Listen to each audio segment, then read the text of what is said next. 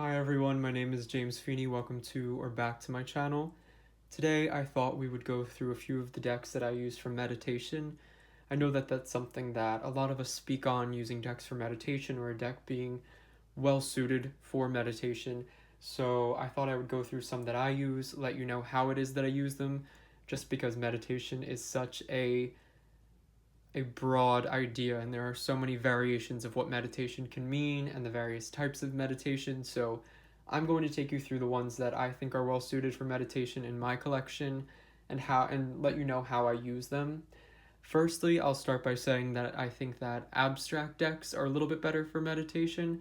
When I am meditating, I don't want an image or colors and lines that remind me of real life.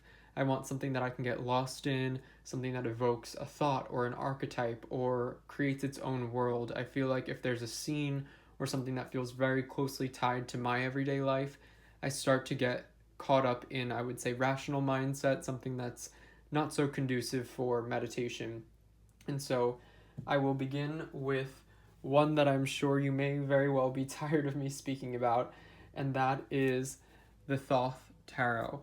I think that of all of the major systems of tarot out there, the major systems that I'm speaking of being Rider-Waite-Smith, Marseille, and Thoth, so the major modern systems, I should say, this I think is the best suited for meditation. There's something about it that is so ethereal and abstract and removed in a way. These are like little vignettes or portraits into a different dimension that I have a very easy time getting lost in the best way possible. So this would be one where I feel like I can really project myself into the cards. Anna at Astral Lady Tarot has a really great video where she uses the Queen of Cups for an exercise where she finds herself within the card. And so I would say that these cards for me are very well suited for meditation that involves, I would say, keeping my eyes open, potentially projecting myself into the card.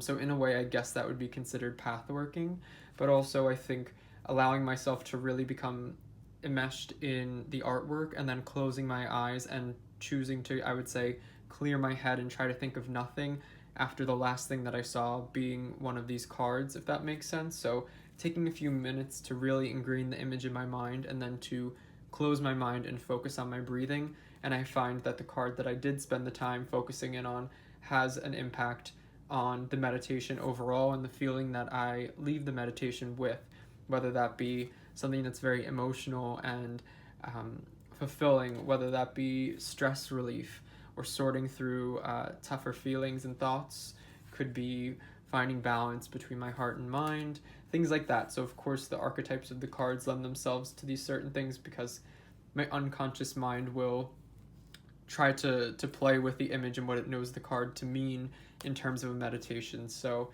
this one I think is a great deck overall for meditation, and one that I turn to, I think, almost not exclusively, but more so than the rest that I'm about to show. So that's one that I highly recommend for, well, the types of meditation I just spoke on. Next, we'll look at an oracle deck, and this is one that is relatively new to my collection, and I haven't really seen it ever spoken about, so this might be a nice one to seek out. I know that it wasn't very expensive. I got it on Etsy, and it was like $20 or $25. It is the Primordial Sound Oracle. These are the backs. I believe there's 46 cards in this deck, and the creator is the Primordial Sound Oracle deck by Matthias Manzer.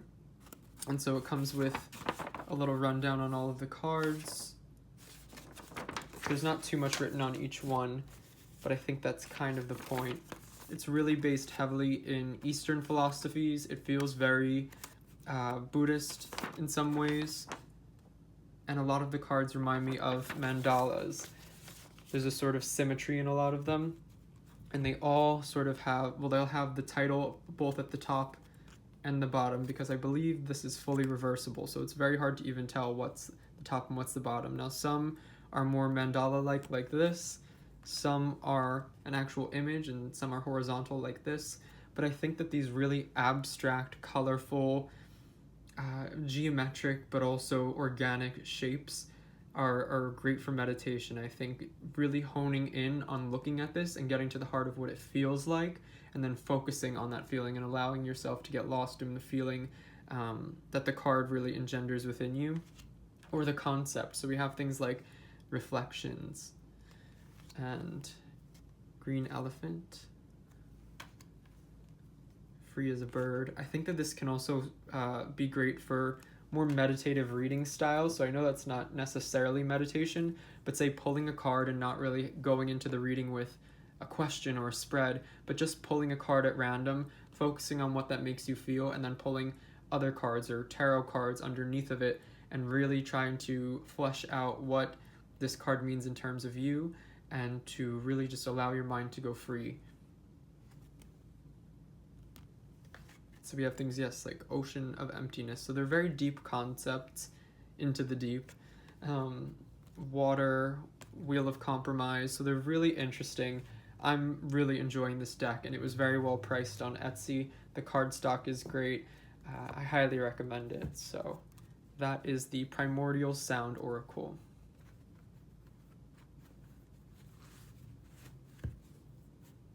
Next, we will go into the Journey Oracle by Kelly Fitzgerald, who is Kelly at The Truth and Story here on YouTube.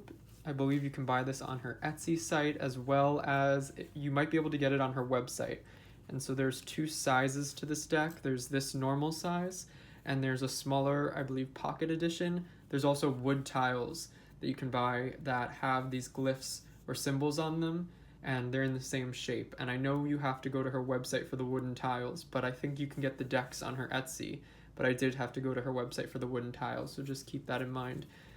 So these are in a small hexagram shape, and they have these really great concepts that are elemental and natural and very basic symbols. So I love these simple symbols and being able to create shapes and interlock these cards in a way that I feel can create sort of a composite. So I can take a bunch of these and say, encapsulate the feeling I'm looking for, the energy, or something that I am feeling to try to understand. So this I kind of use as an exercise. So I might make, say, one of these honeycombs, and I really throw everything into it that feels pertinent to where I'm at in the moment.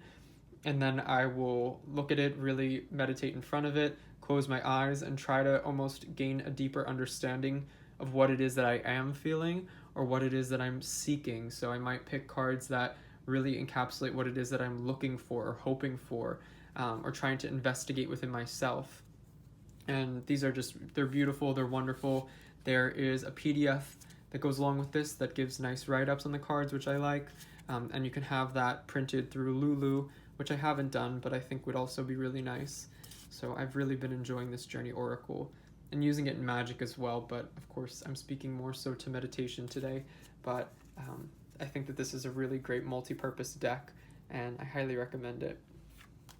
So next we have the card deck of the She by David Spangler and Jeremy Berg. So this is the title card. Tarot of the She, David Spangler and Jeremy Berg. I got mine on Amazon. I believe that they're available there. You can also, I think, get them on their website, which is right here. And there's ways to go about just getting the plain deck or getting the deck and guidebook. I highly recommend the guidebook because it does tell you how to work with this deck. It's not really meant to be used for divination. These are the backs, which are the same as the cover. Really beautiful. And this deck was created, or at least inspired by David Spangler's interactions with the She. The She, well, the word She is, it's Irish, but they're beings that are not really necessarily pertaining to any culture, but they, as far as David explains it, almost like another race of being. He also makes the distinction that they are not fairies or the fae, and that those are separate entities and types of being. And through his work with the She, he then created this deck. So this was done in tandem with his contact within the She. And these are meant to facilitate and foster a relationship with the She and with nature and with sort of a cosmic consciousness, but also a very earth and nature-centered I would say, way of being. So these cards are almost meant to be like little portals or methods through which one can establish contact with the she or with a concept, or to reach a certain place within oneself or outside of oneself. And the guidebook is really helpful in that way. It takes you through all of the cards, how to use them, exercises you can do, how you would lay them out. And so this is more of a meditative experience. It's somewhat in the realm of channeling or trying to gain contact with beings outside of oneself. So this is a little bit more specific in nature, but I do find that I think you could probably use this in a multitude of ways that the book does not describe. And the images are just so evocative. And there's no keywords or titles, which kind of lends itself better to going free, allowing your intuition and your mind and your emotions to really take on a life of their own. And I'll just show you the book briefly. It's a pretty big guidebook, especially for a small deck. And you have using the cards as a narrative. You have things like pages on the cards. You get descriptions and keywords, quadrants inside of the card. There's commentary. There's also, they're in categories to some extent. So you get the dancers, stone cards, which are kind of meant to be almost like gateways. Like we have the Hollow Hill, which is a gateway. So that's really interesting to use them as sort of portals to another place in a meditation. That would be fun. There's just a lot in here. There's things on using the cards, various ways to spreads you can do that are more meditation style. He really emphasizes that this deck not be used for divination, but there are tons of activities that you can use it for that he outlines in this book. I mean, far be it from me to tell you how to use this, and if divination is what works for you and you want to use it for that, by all means, I'm sure you can. And so finally we have the Sacred Geometry cards for the Visionary Path by Francine Hart. I got this on Amazon. I believe that's where you could probably get it. I don't know where else it's available. And there is another, she has another deck that's very similar to this that I also have, which is, this is like the sequel to the first deck, and it comes with the guidebook and the cards are very similar. I tend to like this second one better. I like the art style and the way it's written about in the book better, so I chose this one. But there is another one that's very similar, so I would recommend checking both out and seeing which one you think might work best for you. It does have that double fold box that I absolutely hate, but you know, you get over it. They do tend to get stuck in there very easily. And I think that cards that feature or have the emphasis on sacred geometry are really great for meditation overall. So I would say any deck that really has a great emphasis on sacred geometry, what it means, going into, I would say, the various correspondences and picturing that geometry might be really well suited for meditation.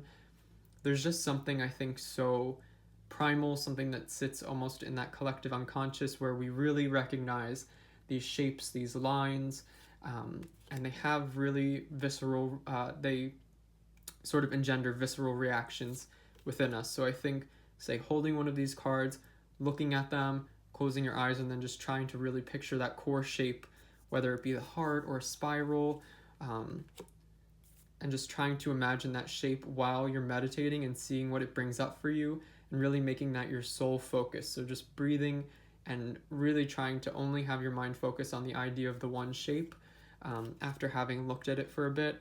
It's really, really interesting, I think, to see what sort of thoughts that yields. So I might think about the idea of this pentagon here sort of radiating outward and allow myself to hopefully just solely think about this. And when I'm done, I might even have a journal or pad and paper nearby and then write down whatever thoughts came into my head, trying to ignore whatever it is that I already know of this in terms of the guidebook. So it's almost better for me to not reference the guidebook, to go in without anything, and to see what my findings are. And then it's nice to kind of maybe potentially go back to the guidebook and see how close I was, or was I very far removed? Was there did I almost like divine some sort of truth that's supposed to be connected to this card? It's very interesting practice to engage in. And these cards are just really lovely. You can use them for divination as well, but I find that they're really great in meditation, and there's something really soothing about most of them. So I really have enjoyed them. And the guidebook is super great and helpful. You get a good chunk on each card. Not too much to the point where you feel like you're reading a whole chapter for each card, but it is nice, and it gives you a very succinct, but I would say powerful message. So highly recommend this one by Francine Hart. That is the Sacred Geometry cards for the Visionary Path. And I don't know, I can't recall the name of her first deck, but I'm sure if you look up Sacred Geometry cards or her, you'll be able to find them. She may even have more than 2 decks for all I know. But that brings us to the end. I hope that these were interesting, that these potentially gave you some inspiration for decks if you're in the market for any looking to use for meditation, or you might be able to, I would say, go into your collection and find some and feel inspired to work with them in a meditative way. I'd be curious to know what decks you have that you use for meditation and what those sort of practices look like. So I hope you are all well. Like and subscribe if this was fun and interesting, and until next time, bye everyone.